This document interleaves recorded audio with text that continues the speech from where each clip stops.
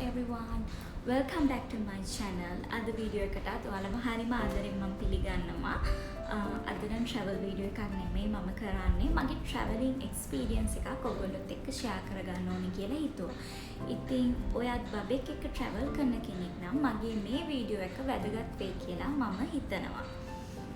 ඉතින් මුලින්ම මම කියන්න ඕනේ මම මේ ගමනට ගොඩාක් නර්වස් වුණ කෙනෙක්. මොකද එතකොට මගේ බබාට මාස 4යි. ඉතින් බබා මට අලුත් මගේ ෆස්ට් බේබි. ඉතින් මම ගොඩාක් බයෙන් තමයි මේ ගමනට ලෑස්ති. මුලින්ම සැලකිලිමත් වුණ දේ තමයි ෆ්ලයිට් ටයිම් එක. මම තෝරාගත්තේ රෑට තියෙන ෆ්ලයිට් එකක්, නයිට් ටයිම් ෆ්ලයිට් එකක්. ඒ මොකද මගේ බබා දවල්ට වඩා රෑට වැඩිපුර නිදාගත්ත බබෙක්. ඉතින් මං හිතුවා එතකොට එයාගේ නිින්දට බාධාවක් වෙන්නේ නැහැ. ඒක මටත් පහසුවක් වෙයි කියලා හිතලා මම රෑ තියෙන ෆ්ලයිට් එක තමයි බුක් කරේ. ඇත්තම කියන්න ඒක ගොඩාක් සාර්ථක වුණා. බබා හොඳට ෆ්ලයිට් එකේදී එයාගේ සුපුරුදු විදිහට එයාගේ නිින්ද ලබා ගත්තා. ඉතින් ඔයාගේ බබා දවල්ට වැඩිපුර නිදන බබෙක් නම් දවල්ට තියෙන ෆ්ලයිට් එකක් බුක් කරන්න. රෑට වැඩිපුර නිදන බබෙක් නම් රෑට තියෙන ෆ්ලයිට් එකක් බුක් කරන්න. ඉතින් මීට අමතරව වැදගත් දේ තමයි බැසිනට් එකක් රික්වෙස්ට් කරන එක. බැසිනට් එකත් අපිට ලොකු උදව්වක් වෙනවා. ඔයාට පොඩි නැප් එකක් ගන්න පුළුවන්. බබා වේකෙන් තියලා ඔයාගේ කැම ටික කන්න පුළුවන්. ඉතින් ඒක ලොකු පහසුවක්නේ.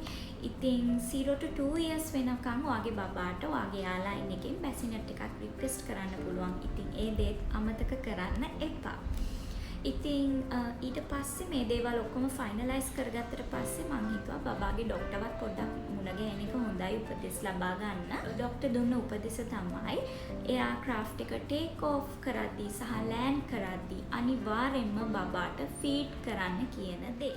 මොකද කැබින් ප්‍රෙෂර් චේන්ජස් වෙද්දී බබාට ඉයර් පේන්ස් එන්න පුළුවන්. ඒක වළක්වා ගන්න තමයි ටේක් ඔෆ් එකේදී සහ ලෑන්ඩින් එකේදී අනිවාර්යෙන්ම බබාට ෆීඩ් කරන්න කියන්නේ. ඉතින් ඒක ගොඩාක් වැදගත් කරුණක්. ඒ දේ අමතක කරන්න එපා. ඔයා බොටල් ෆීඩ් කරන කෙනෙක් වෙන්න පුළුවන්, බ්‍රෙස්ට් ෆීඩ් කරන කෙනෙක් වෙන්න පුළුවන්. මේ ඕනම ක්‍රමයකට බබාට ෆීඩ් කරන්න. මට ලැබුණු අනිත් උපදේශ තමයි on demand බබාට ෆීඩ් කරන්න කියන දේ. ඒ කියන්නේ බබා ඉල්ලන හැම මොහොතකම ෆීඩ් කරන්න කියලා තමයි ડોක්ටර් මට කිව්වේ. මේ කරුණ වලට අමතරව ඊළඟට මට ආපු ලොකුම ගැටලුව තමයි බබාගේ ළඟින් බබාගේ බෑග් එකේ මම ගෙනියන්න ඕන දේවල් මොනවාද කියන දේ. මුලින්ම ආපු ප්‍රශ්නය තමයි ඩයපර්ස් ප්‍රශ්නය. ඩයපර්ස් 10ක් ගෙනියනවද 15ක් ගෙනියනවද කියන ගැටලුව මට ආවා. ඉතින් මම මේ ගැටලුවට ගත්ත විසඳුම තමයි මම මේක පොඩි උදාහරණයකින් ඕගොල්ලන්ට පැහැදිලි කරන්නම්. හිතන්නකෝ මගේ ජර්නි එක පැය 7ක ජර්නි එකක් කියලා. ඉතින් පැයකට එක ගානේ පැය 7ට 7ක් ඩයපර්ස් මම අරගෙන ගියා. ඊට අමතරව ඩයපර්ස් දෙක සම වෙන 3ක් 4ක් වගේ මම අරගෙන ගියා. මොකද බබා ලෙඩ වෙන්න පුළුවන්, ෆ්ලයිට් ඩිලේස් එන්න පුළුවන්. මෙන්න මේ හේතුන් නිසා අනිවාර්යයෙන්ම එක්ස්ට්‍රා 3-4කුත් ගෙනියන්න අමතක කරන්න එපා. මීට අමතරව බබාගේ soft toy එකක් මම අරගත්තා. බ්ලැන්කට් එකකුත් මම අරගත්තා. එයාගේ තව එක්ස්ට්‍රා clothes දෙක තුනක්, wet wipes, disposable bags කීපයක් මම අරගෙන ගියා. මොකද එයාක්‍රාෆ්ට් එකේදීත් හරියට අපි දේවල් අපද්‍රව්‍ය හරියට බැහැර කරන්න ඕන නිසා. අතරම මම බබාගේ පැනඩෝල් සිරප් එක අරගෙන ගියා. මොකද සමහර විට අපි දන්නේ නැහැ බබා on board ලෙඩ වෙන්න පුළුවන්. ඉතින් ඒ වෙලාවට ඒ වගේ යාගේ පැනඩෝල් සිරප් එක තිබුණොත් ඒ වෙලාවට ලොකු දෙයක් වෙන්න පුළුවන්. ඉතින් ඒ දේත් අමතක කරන්න එපා. බබා මොනාට හරි මෙඩිකේෂන්ස් ගන්නවා නම් ඒ දේවලුත් අරගෙන යන්න අමතක කරන්න එපා. ඔයාගේ බබා මාස 6ට වඩා වැඩි බබෙක් නම් ඔයාට ආසම ස්නැක්ස් ගෙනියන්න පුළුවන්. හරිම ලේසියෙන් හදාගන්න පුළුවන් බේබි ෆුඩ්. ඒ කියන්නේ සෙරිලැක්, ভেජිටබල් මෑෂ් වගේ දේවල්, පොරිජ් වගේ දේවල් අරගෙන යන්න පුළුවන්. මොකද පහසුවෙන් ගෙනියන්නත් පුළුවන්, හදාගන්නත් පුළුවන්. ඉතින් මේවා එයාක්‍රාෆ්ට් එකේදී ඔයගොල්ලන්ට හදාගැනීමේ පහසුවක් තියෙන නිසා මාස 6ට වඩා වැඩි බබෙක් නම් මේ දේවල් ගෙනියන්නත් අමතක කරන්න එපා. මොකද එතකොට එයාව කාම් ඩවුන් කරගන්නත් අපිට බොහොම පහසුයි එයාක්‍රාෆ්ට් එකේදී. අනිත් විශේෂම දේ තමයි බබාට පහසු ඇඳුමක් අපි අඳවගෙන යන්න ඕනේ. ඒ වගේම ඒක ගොඩක් තුනී නැති සීතලට ඔරොත්තු දෙන එකක් වෙන්නත් ඕනේ.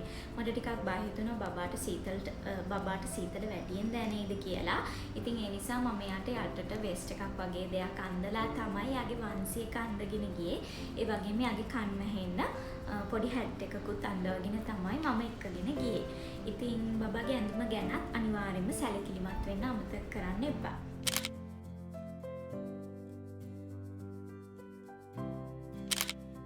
එයාක්‍රාෆ්ට් එකට බෝඩ් වෙන්න පැයකට කලින් මම ඩයප් එක චේන්ජ් කරා වගේම ලෑන්ඩින් වලටත් පැයකට වගේ කලින් මම එයාගේ ඩයප් එක චේන්ජ් කරා.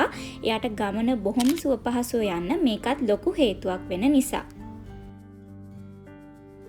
ඒ වගේම කියන්න කැමති ෆ්ලයිට් ඇටෙන්ඩන්ට්ස් ලාගෙන් ලැබුණු සහයෝගය ගැනත් මම පොඩ්ඩක් මෙතෙන්දි කතා කරන්න කැමතියි. මොකද මමත් හරිම නර්වස් වනේ මේ ගමන ගියේ. ඒගොල්ලන්ගෙන් කොහොම සහයෝගයක් ලැබෙයිද කියලා හිත තමයි මම මේ ගමන ගියේ. ඉතින් මම ට්‍රැවල් කරේ කොවිඩ් වැඩිම කාලෙක. වැක්සිනේෂන් වත් මුකුත්ම තිබුණේ නැහැ. ඉතින් ඒ නිසා පොඩ්ඩක් අපි ඒගොල්ලන්ට ලං වෙන්නත් ඒගොල්ලෝ අපිට ලං වෙන්නත් පොඩි බයගතියක් තිබුණා. නමුත් ඒ ඇරෙන්න ඒගොල්ලෝ හරිම හෙල්ප්ෆුල්. පොඩ්ඩක්වත් බය වෙන්න එපා. දැන් තත්ත්වය ගොඩක් වෙනස් නිසා කොවිඩ් තත්ත්වය ගොඩක් දුරට පාලනය වෙලා තියෙන නිසා මම හිතනවා ඒගොල්ලෝ තවත් හෙල්ප්ෆුල් ඇති කියලා ඉස්සරටත් වඩා. ඉතින් ඒ වගේම ඔයාට ඕනම දෙයක් ඕනම මොහොතක ඉල්ලන්න පුළුවන්. ඔයාට ඕන හොට් වෝටර්ද කෝල්ඩ් වෝටර්ද කිසිම ප්‍රශ්නයක් නැහැ. ඕනම වෙලාවක මේ දේවල් ඉල්ලන්න.